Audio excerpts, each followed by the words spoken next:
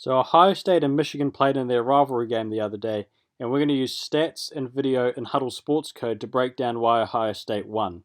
So statistically, the story of this game was Michigan's poor three-point shooting. Now that's quite reductionist, but when they were shooting 33.3% from three and they took 30 three-point shots, that's really going to harm their overall point score. If we look at their shooting charts over here, we can see they shot poorly from all of the three-point ranges. 1 for 4, 1 for 4, 4 for 14, 1 for 3. However, they were quite good from the right corner. And in terms of catch and shoot, which is a predominantly three-point shooting shot type, they're only 43.5%, which is not terrible, but it's only 1.22 points per shot, and they shot so many of them. 42% of their shots were this shot type. We can also see their reliance on three-point shooting in the advanced stats. Once it loads, we can see their 2 to 3-point shot ratio. There it is. So for Ohio State, for every one 2-point shot they shot 0.5 3-point shots. Michigan doubled that reliance. For every one 2-point shot they shot 1.1 3-point shots. So that's quite heavily relying on the three. And that's well, they did score 52% of their shots from three, but that wasn't enough, and that's clearly showing that they were behind most of the game trying to catch up to Ohio State. The other place where you see their reliance on three-point shooting is their rebounding. Now, Michigan played quite big the entire game with John Teske and Austin Davis on the floor for most of it, and we can see that from their offensive rebounding numbers where they got 12 to only Ohio State's 6. We can even see that in the individual rebounding plus-minus for Ohio State.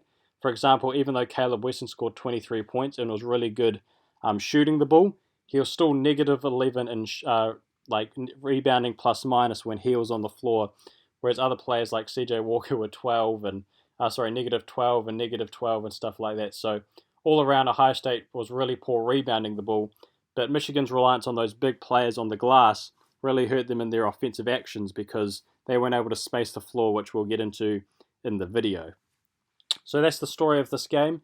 Michigan really pushed three-point shooting, heavily relying on it, and when those shots weren't making because of their spacing, which we'll get into soon, they really hurt their offensive production, and Ohio State was able to win this game. So now for some video. So the reason Ohio State beat Michigan in this game is because they used the concept of spacing better. Now, what is spacing? So spacing is a team's ability to use shooting to create more space. So if your team can shoot, you can place your personnel around the floor, stretching the defense, which in turn creates more space in the paint and under the basket for driving and cutting actions. It also helps to have a big man who can shoot too, as it removes any opposing big man to block your shots. So that's what Ohio State has. They have Caleb Wesson, who was really good at good shooting in this game. He was 3 for 3 from 3, at least early on. He scored 9 points just from beyond the perimeter, whereas Michigan's big man, John Teske, he didn't score any three-point shots this game, so they weren't able to stretch the floor the same way Ohio State were able to. So I'm going to show you 4 examples of poor Michigan spacing, and then I'm going to show you 4 examples of good Ohio State spacing to really kind of show you what I mean by this point. So here we go. Here's Michigan. So this is just early in the game, their junior offense. And you can see here that John Teske sets a pick here, number 15. So now, however, when number 21 drives through the lane, because John Teske is in the paint, and because when he rolls down to the basket, Caleb Wesson's going to go with him, Caleb Wesson can guard both John Teske and number 21 by himself. That's poor use of spacing. Now, if John Teske could shoot, he would be able to, slip out and come to the three-point line, which he did a few times in this game, but not effectively as he wasn't having a great shooting performance. But that would create more space, allowing this player to drive. But because he comes rolling down to the basket, that allows Caleb Wesson to guard both players by himself and force a bad shot. The thing with playing big, though, as Michigan State did, they're a good rebounding team. But again, when this player drives a second time, John Teske is still in the paint, Caleb Wesson can slide over and again force a bad shot, and they get the defensive rebound. Next possession.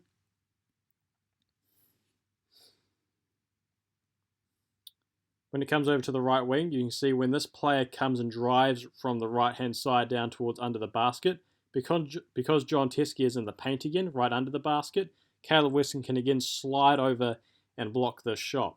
If John Teske was out here on the perimeter, Caleb Wesson wouldn't be there because he would have to focus on John Teske's shooting three. However, because he's in the paint, he's able to slide over and contribute to blocking the shot. He's not the one who gets it. EJ Liddell's the one who volleyball blocks it into the 10th row, but he's still there to disrupt the shot. Same thing, John Teskey sets an early pick, but rolls down into the paint. Now, Xavier Simpson's got the switches. Xavier Simpson's a quick, nippy guard. He's got the ball, he's quick. He can shoot quite well, especially around the rim. Caleb Wesson's a big man. He doesn't have the same lateral speed as Xavier Simpson, so this is a mismatch.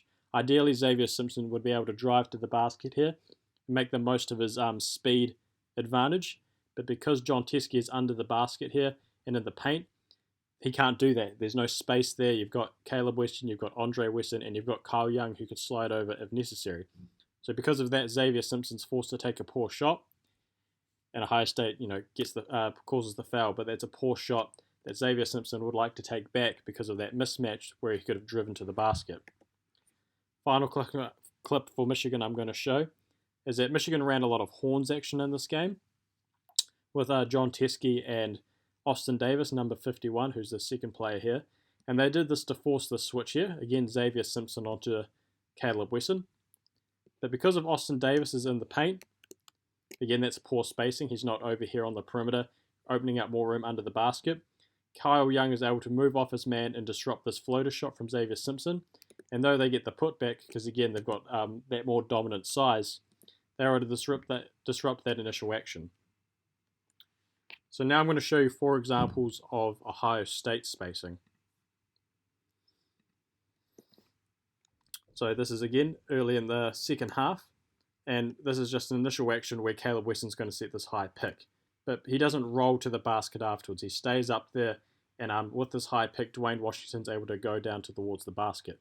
And he's taken John Teskey with him, and because he's taken John Teskey with him, there's no blocking threat under the rim. There's no basket protection. There's no one under the paint to stop this drive from Dwayne Washington. So when he goes to the paint, there's no big man to block his shot, and he gets the easy layup. Early in the first half, you'll see that Caleb Wesson here is on the perimeter. He was shooting really well in this game. He hasn't shot any 3-point shots, I believe, at this point, but he will, as I said, get 9 points from beyond the perimeter in this game. But because he's all the way out here on the perimeter, he's taken John Teskey, his defender, with him. Because of that, there's no under the basket protection. Again, that's good spacing by Ohio State. So now when he gets the ball to Luther Muhammad, he's able to pass this ball to Kyle Young, and who is able to get the easier layup with no contest. Because John Teskey, who's their dominant 5, is out here on the free throw line guarding Caleb Wesson. Next clip, this time we don't have Caleb Wesson in the game, and John Teskey's marking Kyle Young. Now, because Kyle Young is not a good shooter, John Teskey shouldn't actually have to worry about him at all. But Kyle Young understands spacing, and he knows that by being on the perimeter, he's drawing away that big man from under the basket. Because drawing at that big man from under the basket, there's no one here for when Dwayne Washington again drives down the lane and gets that easy layup, which he does. Again, no John Teskey contesting that shot because he's guarding Kyle Young, who's doing good spacing. Final clip for Ohio State. They pass the ball to Caleb Wesson at the top of the key. And again, because he's at the top of the key, Caleb Wesson, and because he's shooting so well in this game, John Teskey's all the way out here with him. But again, that leaves no one under the basket. There's again good spacing by Ohio State. So when he does this high-low action and passes it into Kyle Young, there's no John Teskey to block his shot, and he gets it in the basket. So those are 4 examples of good Ohio State spacing and 4 examples of poor Michigan spacing. And that's how Ohio State won this game. If you like the output window you saw in the first part of this video, there's a link in the description to purchase it if you want. There's also my social links, including my LinkedIn, my email, and my Facebook below there as well. Hope you learned something and have a good day.